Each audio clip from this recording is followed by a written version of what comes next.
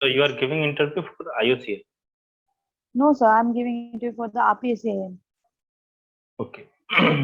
And you are giving in for power system. Yes, sir. So the first question is that what is the inrush current? So inrush current occurs due to the when the transformer or reactor switch on at the no voltage. That high current is basically the inrush current. Okay. So to reduce the inrush current, what are the procedure we follow? So harmonic resistant relay we'll use, or we also use the CSD, that is control switching device in substations. Okay. And what is control switching device? Sir, it is also a basically relay which provides some time delay whenever the inrush current is coming. Okay. So suppose we cut the core of a transformer. Yes, sir. So does it help to reduce the saturation of the inrush current of the magnetization due to produced by the inrush current? Sir, magnetization current will increase if we'll cut the transformer core. Mm-hmm. Does it have any advantage? Sir, it will not have any advantage. Then the losses will increase in transformer. Okay. So can you say that what are the type of fault that generally occur in a transformer? So insulation breakdown generally occurs in the transformer. Earth fault also occurs in the transformer. Okay. And for measuring the insulation of a transformer, what we generally use? Megger. Why can't the multimeter? So this is because for measuring this much amount of high resistance, we'll use Megger.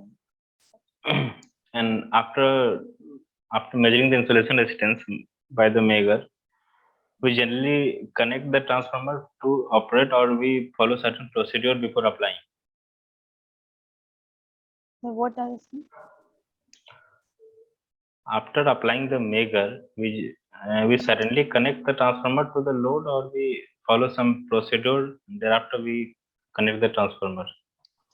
no, so many testings are done before connecting the transformer to the load. Hmm. Another than Megger, other than Megger. Okay, can you say that what is the difference between the Megger test equipment and contact resistance meter test instrument? So contact resistance measurement and Megger. Megger, yeah. So contact resistance measurement is not done in it's transformers. I think it is done in isolators, circuit breakers. And why? Between the contacts because they are between the contacts with the major idea नहीं है sir. अच्छा ये बताइए कि difference between resistance grounding और reactance grounding. Sir, resistance grounding is used where due to the fault, especially in generator or transformers, when due to the fault frequency is increased, then we'll use the resistance grounding. But in the reactance grounding is used basically in motor when the frequency is reduced. ये बताइए कि नी point voltage क्या होता है और ये किस मतलब कौन से पैरामीटर को ये और ये कौन सी सिचुएशन को ये शो करता है. सर उसके बाद में सैचुरेशन की कंडीशन आ जाती है नी पॉइंट के बाद में. कौन से ट्रांसफार्मर की?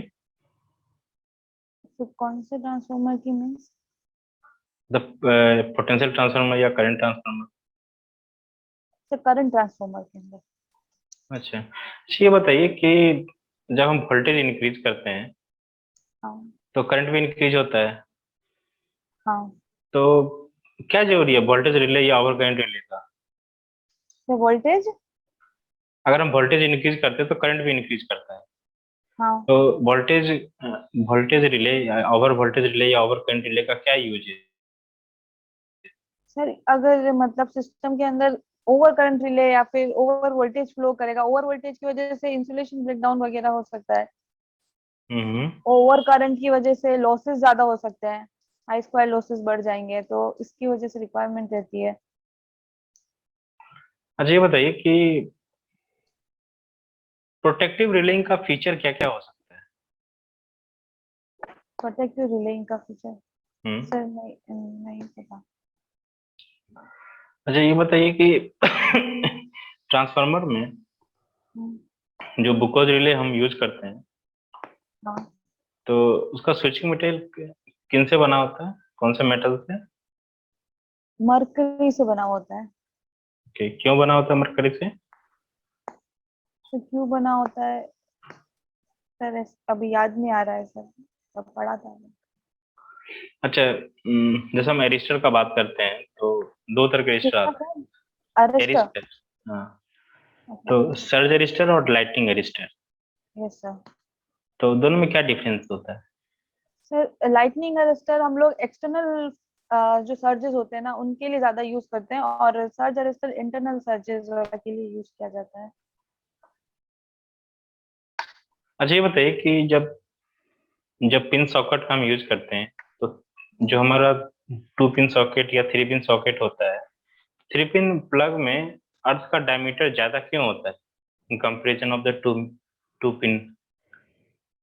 सर क्योंकि उसको उसके अंदर रेजिस्टेंस ताकि कम रहे, इसलिए हम लोग उसका एरिया ज्यादा लेते हैं, डाया ज्यादा लेते हैं। और और उसको हम लोग डिफरेंशिएट भी कर पाए दोनों से। ये बताइए कि लोड फ्लो इक्वेशन याद है आपको? सर वो impedance, sorry admittance, V hmm. Sigma from B N into infinite. B into क्या sir? B into I conjugate जो होता है। हाँ sir, V into I hmm. Conjugate. Okay, तो most severe fault power system में कौन कौन सा होता है? सर जो थ्री फेज फोल्ड्स होते हैं। क्यों?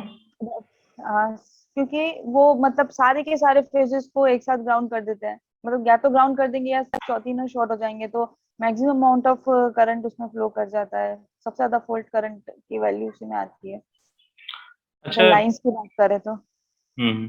अच्छा ये बताइए कि अगर हम जैसे ये प्री फॉल्ट कैलकुलेशन में हाँ प्री फॉल्ट करंट को हम निग्लेक्ट क्यों कर देते हैं? सर, क्योंकि वर्स्ट कंडीशन के लिए जब हम लोग कुछ भी इक्विपमेंट डिजाइन करते हैं तो हमको मैक्सिमम फॉल्ट करंट हम लोग कैलकुलेट करते हैं। तो अगर प्री फॉल्ट करंट को ऑलरेडी ले लेंगे तो इसकी वजह से वोल्टेज ड्रॉप आएगा, और वोल्टेज ड्रॉप की वजह से जो वोल्टेज फॉल्ट वोल्टेज है ना वो कम हो जाएगा, और प्री फॉल्ट करंट जब हम मेजर करेंगे तो वो भी कम हो जाएगी। तो हम वर्स्ट कंडीशन के लिए डिजाइन करने के लिए हम लोग को नेग्लेक्ट कर देते हैं। ओके, तो ये बताइए कि अर्थिंग और ग्राउंडिंग में क्या डिफरेंस है? सर अर्थिंग मतलब हम लोगों के प्रोटेक्शन के लिए, और ग्राउंडिंग बेसिकली इक्विपमेंट के प्रोटेक्शन के लिए यूज करते हैं। इक्विपमेंट के प्रोटेक्शन के लिए हम लोग ग्राउंडिंग यूज करते हैं, यस सर। तो दोनों में डिफरेंस क्या है? अगर आप कोई इंस्ट्रूमेंट चला रही हैं तो आपका प्रोटेक्शन या इंस्ट्रूमेंट का प्रोटेक्शन तो बात तो बराबर ही है। नहीं सर, अर्थ मतलब अर्थिंग, ऐसे नहीं। अगर ओवर करंट आया तो ओवर करंट का वो अगर डिस्चार्ज कर दिया तब तो आप भी प्रोटेक्ट होगा और इंस्ट्रूमेंट भी प्रोटेक्ट हो गया। हाँ तो फिर दोनों में डिफरेंस क्या है? ये नो। ओके, श्रेया जी आपका मैं फीडबैक दे रहा हूँ। ओके। तो लास्ट क्वेश्चन से आते हैं कि अर्थिंग ग्राउंडिंग। तो अर्थिंग यस। तो आपने सही बताया था कि वो ओके। इक्विपमेंट और जो वहाँ पे ऑपरेटर होते हैं उनको उनके प्रोटेक्शन के लिए होता है। और ओके। ग्राउंडिंग क्यों करते हैं हम? ताकि मेरा जो फ्लोटिंग न्यूट्रल का कंडीशन अराइज ना हो सके, इसीलिए हम जो टर्सरी होता है उसको हम ग्राउंड करते हैं। और ऑसिलेटिंग और फ्लोटिंग न्यूट्रल तो आपको पता ही होगा। हाँ सर, वो वोल्टेज एकदम से शॉर्ट ऐसे ही था। वो फ्लक्चुएट करने लगता है। हाँ। ओके, उसके बाद आते हैं सर्ज रजिस्टर और लाइटिंग रजिस्टर के बारे में। तो इसमें आपने सही बताया था, और इसके इन डेप्थ में एक पढ़ लीजिएगा कि सर्ज रजिस्टर के टाइप कौन कौन से होते हैं और कौन कौन से मटेरियल से होके गया है। ओके, तो कौन कौन से? सर्ज रजिस्टर और लाइटिंग रजिस्टर के टाइप और कौन कौन सा मटेरियल इसमें यूज हुआ है। जैसे मटेरियल। ओके। जेडेनो है मोस्ट मोस्ट, और क्या होता है और 3 पिन प्लग डायमीटर ज्यादा होता है 2 पिन प्लग से, क्योंकि जो हमारा करंट फ्लो जो कंडक्टर होता है वो इनवर्सली प्रोपोर्शनल होता है कंडक्टर के डायमीटर। ओके। ओके, तो आप इससे रिलेट कीजिए, मतलब लेमन की तरह आंसर मत दीजिएगा। तो okay. Be technically sound when you see the answer to the interview. Okay sir. Okay, and prefill to call को काइंड को क्यों निकट कर लेते हैं, क्योंकि वर्स्ट कंडीशन की सिचुएशन को हम वो ये करते हैं, प्रिपेयर करते हैं। ओके, तो जनरली आंसर क्या हो सकता है, क्योंकि जो हमारा करंट होता है, करंट के कारण वोल्टेज ड्रॉप होता है सिस्टम में, हाँ। उसके कारण क्या होता है, प्रीफेड वोल्टेज होता है जो कि बहुत कम होता है ईएमएफ से। Yes sir. तो जो प्रीफेड वोल्टेज होता है वो रिड्यूस हो जाता है, और फॉल्ट करंट जो मेरा डिजायर होता है वो भी बहुत कम होता है, इसीलिए हम उसको नील नील करते हैं। उसके बाद आप अपना पार्ट बोलेगा कि इसलिए करते हैं ताकि हमारा जो इक्विपमेंट वो सेफ्टी, फिगर ऑफ सेफ्टी या सेफ्टी मार्जिन को कंपनी वो कंसीडर करती है। Okay sir. उसके बाद rest of part is your fine. Okay sir. और न्यू पॉइंट करंट ट्रांसफर में होता है, और वोल्टेज जो होता है वो क्या होता है कि तो यूज क्यों होता है, तो क्या उसका सर इसलिए इसलिए वोल्टेज? हाँ, जैसे मैंने बताया था कि वोल्टेज करंट ज्यादा होता है, तो हम ओवर करंट वोल्टेज इसका क्या नीड होता क्यों है। हाँ सर। ओके, तो क्या होता है कि जो वोल्टेज रिले होता है वो सेंसिंग ओवर वोल्टेज होता है, या तो उसको सिस्टम को प्रोटेक्ट करता है। ठीक है, जो इंसुलेशन ब्रेकडाउन होता है या फिर फायरिंग होता है, ओके तो सर। इसके कारण मेरा इंटरनल शॉर्ट ना आए यस। ओवरलोड कंडीशन में, इसीलिए हम अर्थ अर्थ फॉल्ट करते हैं, और हम फेलियर और रिस्क ऑफ फायर को भी हम हटा देते हैं। Okay sir. ओके, और बाकी पार्ट आपके सही हैं। और मैग्नेटाइजिंग, और अगर मैग्नेटिक कोर को अगर हम काटेंगे तो जी। उसके कारण क्या होता है, कुछ पार्ट तक वो थोड़ा हेल्प करता है, उसके बाद वो क्या करता है कि वो फिर वो डिसएडवांटेज करने लगता एडवांटेज क्या करता है सर ये? है। अगर मेरा ट्रांसफार्मर सैचुरेट है तो सैचुरेशन हाँ। को कम कम करने के लिए तो कभी कभी किया जाता है, but not in every respect. Okay sir. Sir एक क्वेश्चन पूछना था मुझे, एमसीबी की जो रेटिंग होती है ना, 100 होती है, और एमसीसीबी की 1000 होती है, और आरसीबी की आपकी कम। हाँ बताइए, पूछना क्या था आपको। एमसीबी की जो रेटिंग होती है वो ऐसे 6000 एम्पियर्स कुछ लिखा हुआ होता है, हाँ, वो क्या होता है सर?